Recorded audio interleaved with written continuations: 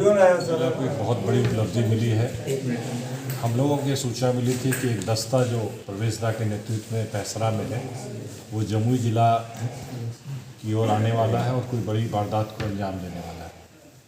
इस सूचना पर हम लोगों ने अपने जिला बल की टीम और जो अर्धसैनिक बल का टीम है, कोबरा की टीम है, एक टीम बनाया गया और जो सूचना जहाँ पे मिली थी उस जगह पे घेराबंदी की गई।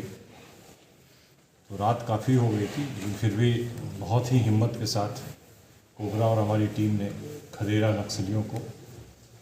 नक्सली चूँकि अंधेरा काफ़ी था, लेकिन एक नक्सली जिसके बारे में हम लोग की पूरी सूचना थी कि वही लीड कर रहा है, प्रकाश राणा बरहट का, जो 14 सालों से फरार था, लगभग 14 सालों से फरार था। 15-16 केसेस में वांटेड है, उसका स्थायी वारंट है। उसको पुलिस टीम ने पकड़ा।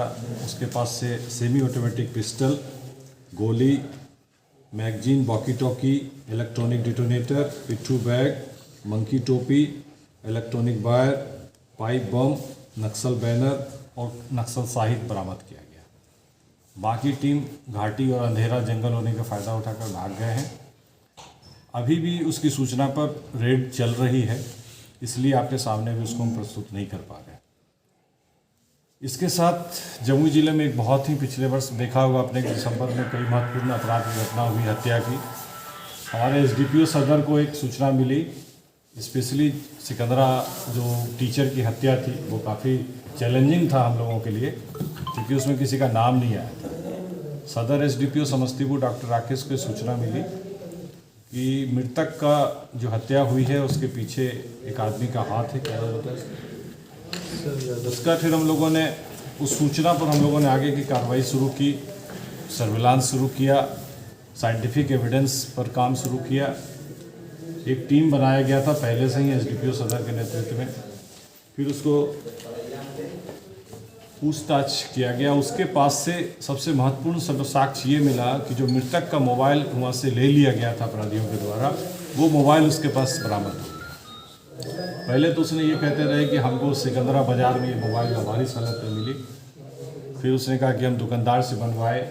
करीब 24 घंटा तक हम लोगों ने इस पर गहन जांच किया कि ऐसा तो नहीं कि ये निर्दोष व्यक्ति हो, लेकिन बाद में पता चला कि नहीं, ये मोबाइल उसने घटनास्थल से ही उठाया था।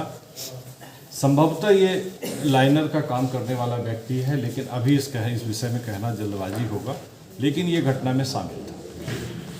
इसके अलावा कल रात में 5 अलग अलग घटनाओं में, हत्या के घटनाओं में गिरफ्तारी हुई है, जिसमें सोनो, लक्ष्मीपुर, बरहट, सिकंदरा, खैरा में आपको याद होगा कि इसी महीने एक डायन कह के एक वृद्धा को मार दिया गया था। उसका मेन एक्यूज को गिरफ्तार कर लिया गया है। एक बचा हुआ अभियुक्त और है जो भाग गया है कहीं दूसरे बिहार से बाहर, उसकी कुर्की जब्ती की जाएगी। तो कुल 5 गिरफ्तारी हुई है मर्डर केसेस में, एक नक्सली केस हुआ है। इसके अलावा चंदमंडी की पुलिस ने 2 कुख्यात अपराधियों को गिरफ्तार किया। उनके पास से हथियार, गोली, बम बनाने का सामान आदि बरामद हुआ है। कुल मिलाकर 2 दिन जमुई पुलिस के लिए काफ़ी अच्छा रहा है।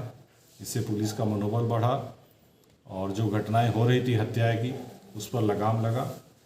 और चंदमंडी की जो बरामदगी हुई है उसकी सूचना एसडीपीओ झाझा को थी और एसडीपीओ झाझा के नेतृत्व में ही वो रेड हुआ था और सारी कार्रवाई।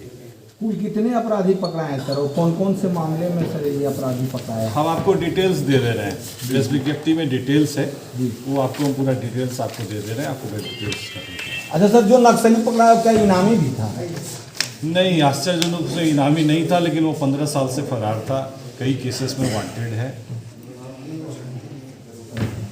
सर, शिक्षक हत्याकांड में और भी कुछ सुराग मिला है? हाँ, क्योंकि दिन दहाड़े ये हत्या हुई थी। उसके कुछ नज़दीकी लोग इस हत्याकांड में शामिल हैं। हम अभी नहीं खोल पाएंगे आपको, इससे साक्ष्य प्रभावित होगा, लेकिन ये मामला गांव के ही आसपास से। अच्छा सर, तो जो पकड़ाया अपराधी उसकी हत्या का क्या कारण था सर? वो कारण कुछ पता चला तफ्तीश में?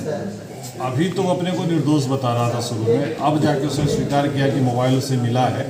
कुछ अन्य बिंदु हैं जो अभी हम आपको नहीं सर एक ऐसी मतलब खबर भी मिली थी कि आज से 10 साल पहले भी एक हत्या हुई थी, तो उसमें ये जो मास्टर साहब थे उसमें संदिग्धता थी।